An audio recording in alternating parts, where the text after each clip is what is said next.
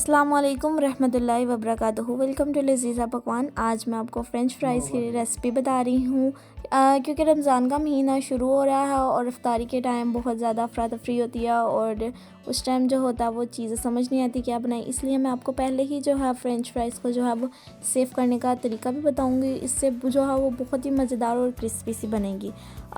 जो है अब मैं आप इसके ऊपर कुछ ऐसे इंग्रेडिएंट्स डालूँगी जिनसे जो है वो उसी टाइम भी आप अगर इनको फ्राई करेंगी तो ये बहुत ही मज़ेदार और लजीज से बनेगी, बहुत ही क्रिस्पी बनेगी।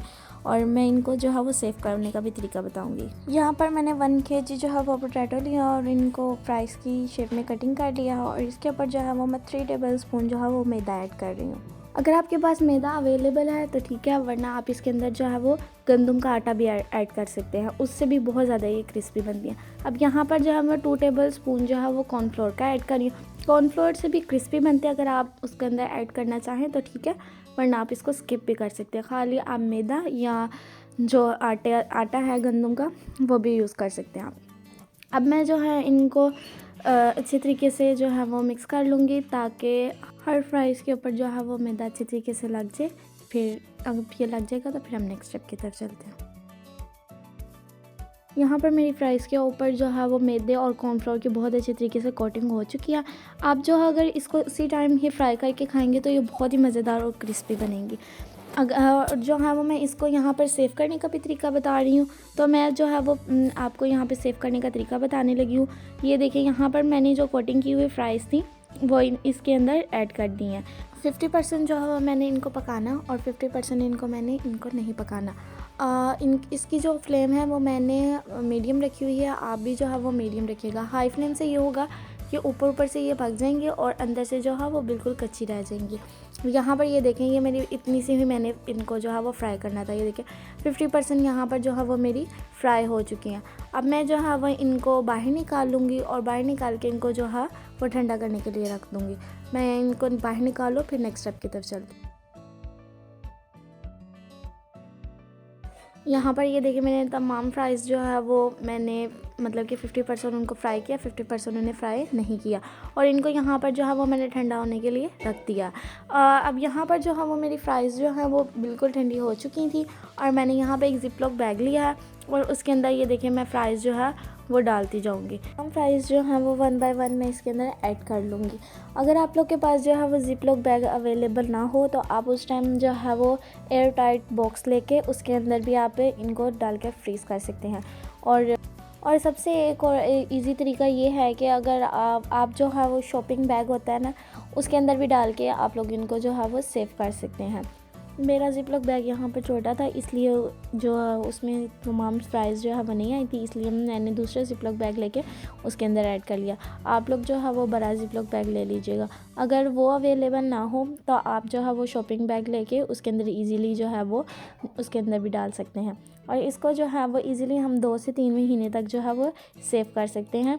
ये बिल्कुल भी ख़राब नहीं होंगी।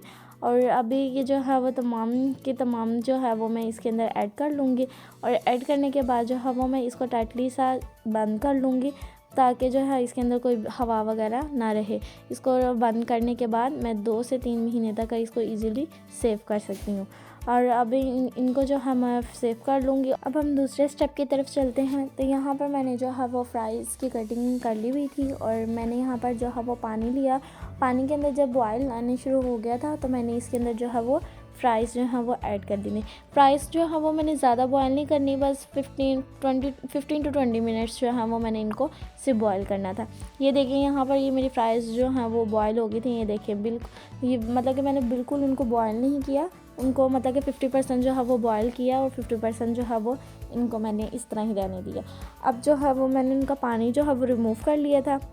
अब मैं तमाम फ्राइज़ जो हैं वो इनको इस तरह इसके एक पेपर लिया और पेपर रखने के बाद इसके ऊपर जो है वो मैं इस तरह इनको सेपरेट सा करके रख लूँगी। आप लोगों के पास टिश्यू पेपर या अखबार या फिर आप लोगों के पास किचन टॉवल जो चीज़ आप लोगों के पास अवेलेबल हो आप उसके ऊपर इसको रख के ड्राई कर सकते हैं। मेरे पास सिंपल पेपर था, मैंने उसके ऊपर रख के इसको ड्राई कर लिया। इसको जो है वो मैंने 20 से 25 मिनट्स के लिए रखा था और मेरा तमाम पानी जो है वो ड्राई हो गया था। और अब मैंने जिप लॉक बैग लिया और जिप लॉक बैग में ये तमाम जो है वो मैं इसके अंदर ऐड कर दूँगी। और ऐड करने के बाद इनको जो है वो मैं 2 से 3 मंथ्स जो है ईज़िली इनको मैं फ्रीज़ कर सकती हूँ। अगर जो है वो मैं उसी टाइम जो है वो इनको फ्राई भी करूँगी तब भी ये बहुत क्रिस्पी बनेंगे। यहाँ पर ये देखिए मैंने एक पैकेट लिया है, वो मैंने फ्रीज़ कर लिया हुआ था। और फ्रीज़ करने के बाद ये देखें अब मैं इसको फ्राई करके दिखाऊंगी कि ये कैसे कितने मज़ेदार और क्रिस्पी से बनते हैं। ये मैंने यहाँ पर ऑयल लिया, ऑयल को मैंने मीडियम टू लो फ्लेम पर जो है वो गर्म कर लिया था। और अब मैं ये जो फ्राइज़ जो हैं वो मैंने फ्रीज़ की हुई फ्राइज़ थी वो मैंने ली हैं और उनको मैंने थोड़ी देर पहले 5-10 मिनट के लिए पहले ही निकाल के रख लिया था। और अब मैं इनको ऑयल में ऐड कर रही हूँ। ऑयल में ऐड करने के बाद इनको मैं 5-10 मिनट के लिए रखूँगी। देखें तमाम फ्राइज़ जो हैं वो खुद ब खुद ही खुल गई हैं सारी की सारी जो फ्रीज़ हुई थी। और ये देखिए कितनी मज़ेदार और क्रिस्पी सी बन रही हैं। और ये बहुत ही मज़ेदार और क्रिस्पी बनती हैं। ये मतलब कि इनको हम इजीली 2 से 3 महीने तक सेफ़ भी कर सकते हैं, इनको कोई ख़राब भी नहीं होती हैं ये। और जब ये फ्राई होती हैं ये तो बहुत ही मज़ेदार और क्रिस्पी सी बनती हैं। ये तरीका जो है वो बहुत ही अच्छा है। ये देखें यहाँ पर ये कितनी मज़ेदार और कितनी क्रिस्पी सी बनी है, बहुत ही मज़ेदार और बहुत ही लजीज बनी थी। मेरे चैनल को सब्सक्राइब करें, बेल आइकन बटन को प्रेस करें। Thanks for watching. अल्लाह हाफिज़।